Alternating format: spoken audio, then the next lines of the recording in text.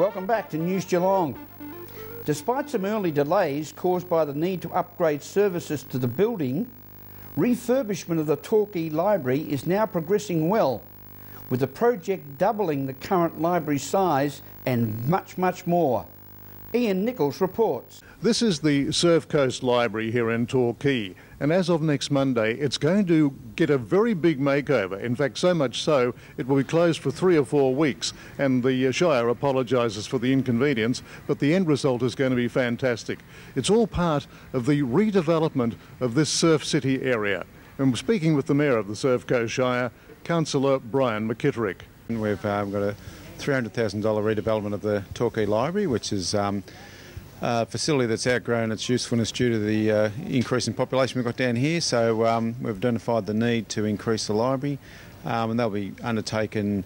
And as a result of that, unfortunately, the library will have to be closed for 3 weeks on the 27th of August.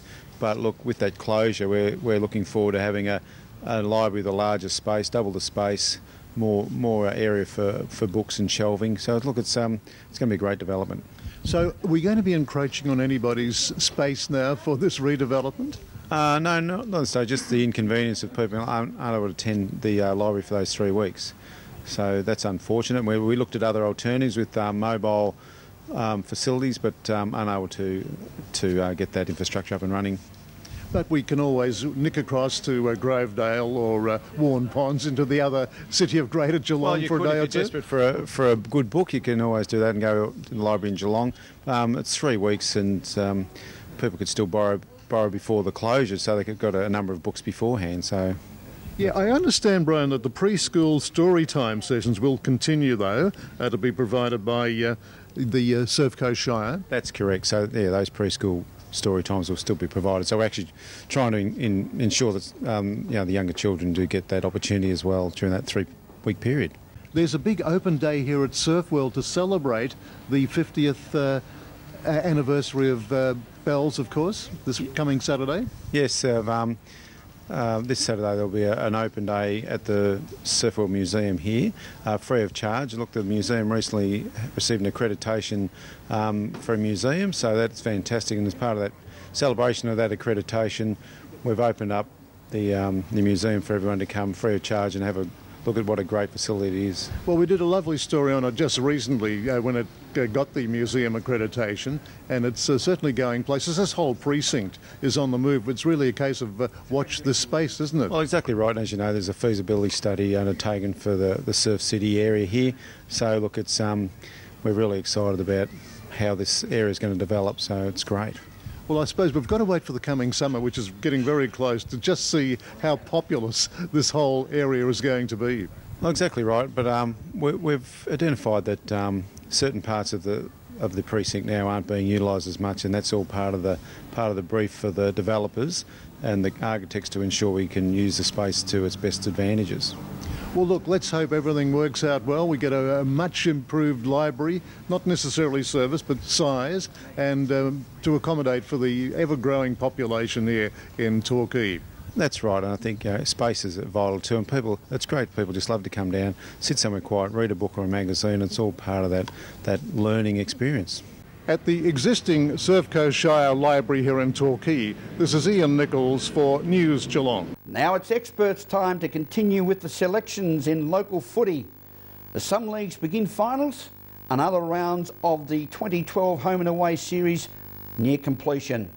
To start the ball rolling, it's over to Mitch Cleary with the final round of GFL. Thanks, Rollo. Well, we're finally here, the final round of the GFL for season 2012, round 18. And it kicks off with a massive 1v2 clash, a possible grand final preview between South Barwon and Newtown and Chewell.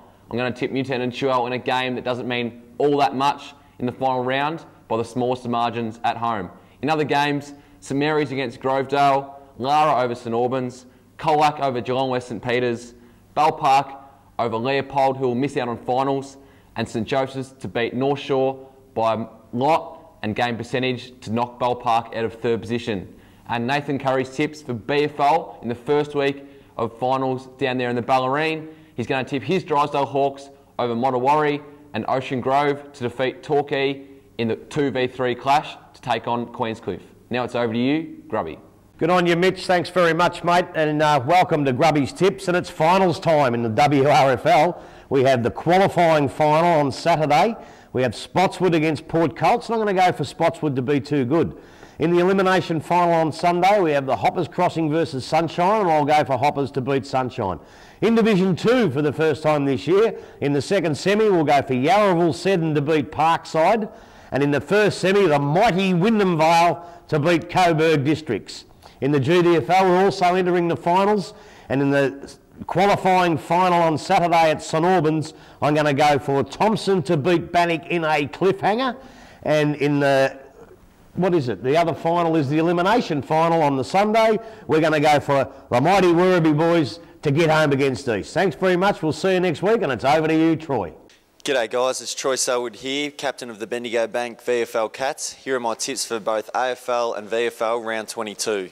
In the AFL, I'm tipping Richmond to defeat Essendon, St Kilda to defeat GWS, the Brisbane Lions to beat Port Adelaide, Hawthorn to defeat Sydney, Collingwood to defeat West Coast, Carlton to beat the Gold Coast Suns, Geelong to defeat the Western Bulldogs, North Melbourne to beat Fremantle, and Adelaide to defeat Melbourne.